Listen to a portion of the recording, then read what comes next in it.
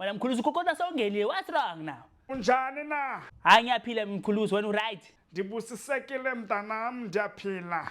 Yo, ndifuna utatakho man. Oh, ayish mkhuluzi, umayifati wakafiki, usasemsebenzini uyazama kamanje. Alright mzukulu wam. Yo, mkhuluza, aliselihle ibhantshi lakho. Yo man, ayibonjalo. Enkosi manje mzukulu wam, uyandazi. Ndiyashaya istala mna mzukulu wam, ndibuya phaya Italy.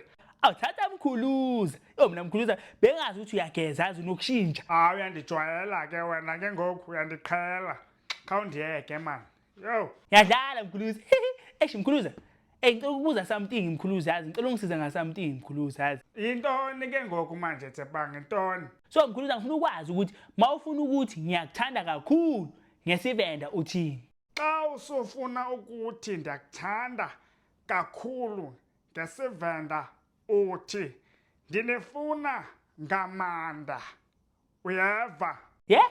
Ndithi kuwe xa usifuna ukuthi ndiyakuthanda kakhulu ngesivenda uthi ndinifuna ngamanda. Uyeva? Oh, Uthini na?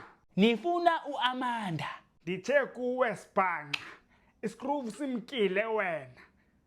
Mamela kakuhle, ndithe kuwe ndinifuna ngamanda. Ubani othethe ngoAmanda wena? Hayibo, kusho yena mkhuluza wathi ufuna uAmanda. uAmanda wantoni? Yo khawundiyeke Tsebang ndigoduka. Uyabheda wena mntakamata. Yo khawundiyeke man. Yo. Hayibo mkhuluza wacela ukungifundisa mos, uyahamba. Ayihamba mkhuluza vele. Yo man, so umzimba wakho uthukile. Qala ukubona ibhantshi elisha. Yeah man, maybe uzolunywa.